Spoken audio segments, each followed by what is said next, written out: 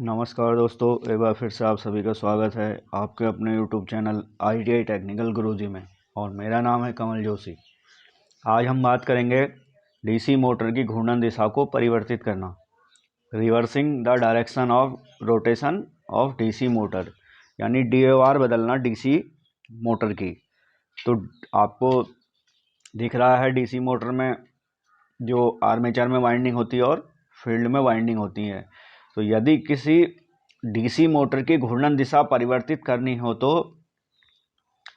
निम्न दो विधियां होती हैं, उसमें से एक विधि आप अपना लेते हैं। दोनों में से एक विधि अपनाएंगे तो चुंबकीय क्षेत्र की दिशा परिवर्तित करके, यानी चुंबकीय क्षेत्र कहाँ पर है, जो फील्ड वाइंडिंग है उस फील्ड वाइंडिंग के जो टर्मिनल हैं, यानी चुंबकीय क्षेत्र की दिशा कैसे बदलेंगे हम, इस कार्य के लिए हम क्या करेंगे, फील्ड वाइंडिंग में विद्युत धारा प्रवाह की दिशा परिवर्तित कर देंगे। और इस प्रकार उत्तरी ध्रुव के स्थान पर दक्षिणी ध्रुव तैयार हो जाएगा। तो क्या होगा, दक्षिणी ध्रुव के स्थान पर फिर उत्तरी ध्रुव तैयार हो जाएगा। तो जिसके कारण फ्लेमिंग के बाएं हाथ के नियम के अनुसार उस मोटर की क्या हो जाएगी, दिशा बदल जाएगी, जिससे पोल चेंजिंग की क्रिया होगी तो आर्मेचर के घुमाव की दिशा भी बदल जाएगी।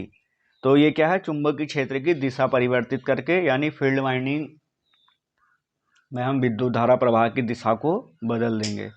दूसरा है आर्मेचर में विद्युत धारा प्रवाह की दिशा बदल करके।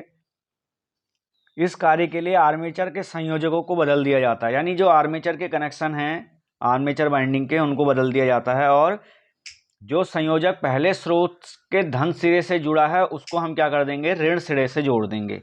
और इस प्रकार आर्मेचर में विद्युत धारा प्रवाह की दिशा भी फ्लेमिंग के बाएं हाथ के नियमानुसार हम चेंज कर रहे हैं। तो उसमें क्या होगा, उसकी घुमाव की दिशा भी बदल जाएगी आर्मेचर की। तो इस प्रकार हम दो विधियां, दोनों में से एक ही विधि को अपनाएंगे। अगर हमने दोनों विधि अपना दी तो क्या नहीं होगा, हमारा मोटर की DOR नहीं बदलेगी। तो इस प्रकार से हम दो विधियां प्रयोग करके क्या कर सकते हैं, DC मोटर की घूर्णन दिशा बदल सकते हैं।